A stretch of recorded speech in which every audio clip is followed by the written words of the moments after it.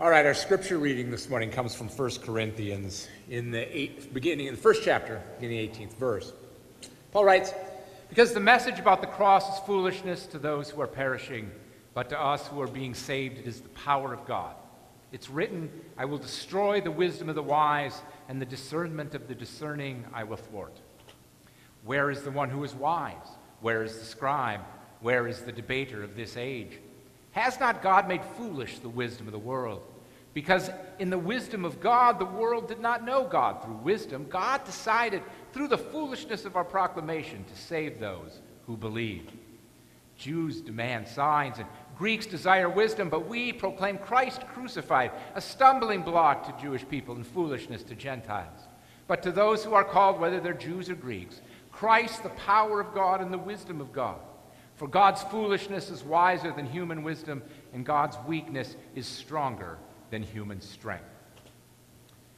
That was my confirmation verse, not the whole thing, just the part that said, for God's wisdom is greater, or God's foolishness is greater than our wisdom. And it was important to me back then, and it is still important to me, and I just did the math. I will have been confirmed this year 39 years. 39 years. I still have a sweater from that. Wear it every day. Oh, come on, you all have sweaters that old.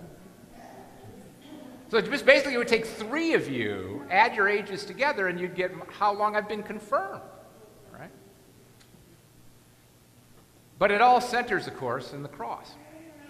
In that cross that's up there on the wall, the cross I read about, and this cross. Now, can't really see it too well for those of you in the back, but this cross was given to me 39 years ago when I was confirmed. There's not much to this cross. It still has the original chain, although it is broken so many times that it doesn't really work as a cross around my neck anymore. I asked my mom, because 39 years ago, I can't remember, because after all, 39 years ago, I was 14 years old. And trust me, I don't want to remember anything from that year. I said, so who gave me this cross? And my mom's like, I don't know. Which just goes to show you, you can't always count on your mom. Now, one time I needed her. She said, well, I think it was one of your aunts. So let's say it's one of my aunts that gave me that cross. And for a while, I used to wear that cross while I was in high school and things like that. And because when I was in school, there was nothing that I wanted more than to be the smartest person or the wisest person, not only in my class, not only in my school, not only in my school district, not only in the state of Minnesota, not only in the United States of America, not only in the Northern Hemisphere, not only in the Western Hemisphere. I wanted to be the smartest, wisest person in the world. And I am still waiting. But it seemed like a legitimate goal. You know, I was at school. I did pretty well in school. Though the longer I went to school, though, the lower my grades got. One of my all-time favorites, I had a professor in college once, came up to me after class and goes, if you tried, you could get a B. Think of that line once. Well, he's like, ah! Parents are like going, oh my gosh, don't do that to our daughter. It's okay, you'll be fine. So I didn't really, but I still wanted that. I still wanted this sort of wisdom that came from it. And then one day, I pulled this cross out. I was moving from Texas to Chicago, and this cross fell out of the little box that I had it in. And as I went to pick it up, that's the first time the chain broke. And then I got to thinking about how years ago, when I had that verse, God's foolishness is stronger than human wisdom, how important that was to me. And And all of a sudden it occurred to me that maybe I was going about this wrong. That maybe what life was about was not necessarily about me succeeding or being the best or the smartest or the strongest. That maybe what God had done is said, Scott, I want you to be able to live a life that's happy. Or, Scott, I want you to live a life that's fun. Or in Kai's case, at least filled with lots of pizza. How much did he have the other night? Like 12 pieces? Yeah, something like that. It was amazing. So that there is this sense where God just comes to you and said, you don't have to be the smartest or the wisest, but to be able to be loved. To be able to have friends. That maybe what life is about is not about necessarily succeeding to the top of the ladder or the rung of anything particular, but rather about being able to celebrate life. To be able to live and enjoy what God has given us, whether it's a mountain, whether it's the Missouri River, whether it's just the prairie or a good thunderstorm, or maybe just being able to text a friend with a wink and they know exactly what you're saying.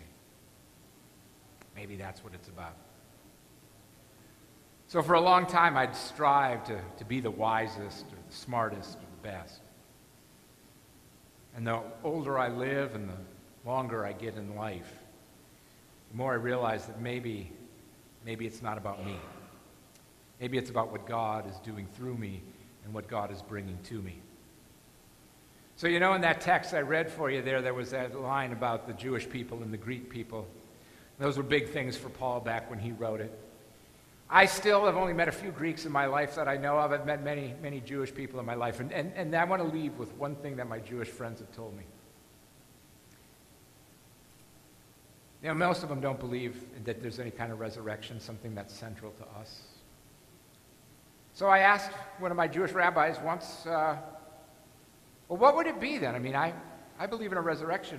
What works for you? How do you know you had a good life? I mean, if there's no resurrection, if there's nothing coming after this, whatever, that's fine. But how do you know then you had a good life? What's the marker that you can say to yourself when you're 70, 80, 90, 104, 66, or whatever, hey, I lived a good life? And he looked at me and he said, Scott, would it be enough that your friends gathered around your casket and said, there was a good man. He lived a good life. Well, it probably would be enough. That what God has given us in Jesus Christ and the power of the Spirit is to be able to live a life where we can celebrate with our friends and our family these kind of events.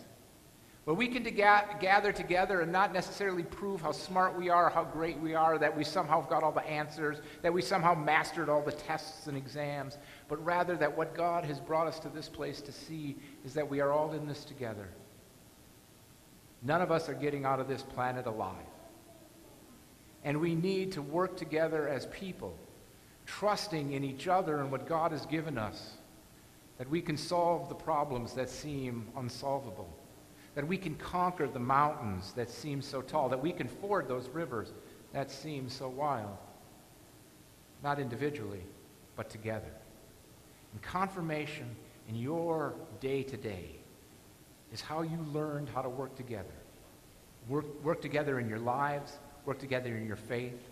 And what we hope today is that what starts here continues on. And continues on not because somehow you've been confirmed, but continues on because God will continue to love you and be part of your life. Maybe when all is said and done, you might not be the wisest, you might not be the best talker, although some of you got a great chance to make that, actually. I'm not putting that past a couple of you. But that you come here to this place, you come to your life as people who look at you and say, as a good woman, and as a good man. And they lived a good life. Amen.